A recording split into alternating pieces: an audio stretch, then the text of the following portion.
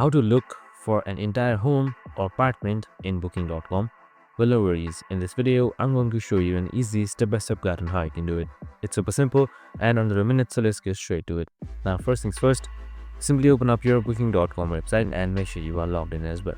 We have also created a video on how to log in, so make sure to watch it.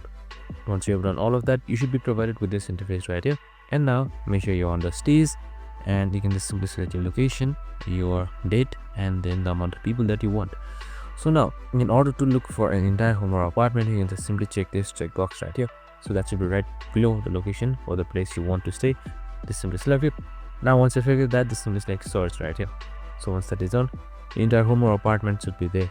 So right here you can see various options of these with cancellation fees, their prices, and lots more. So as you can see right here, so you can just simply choose any one of these and reserve it as you want. And that's it. Super simple and easy. I hope this video helped. If it did, make sure to like, subscribe, and tune in with us for more of these videos. Have a good day and see you in the next one.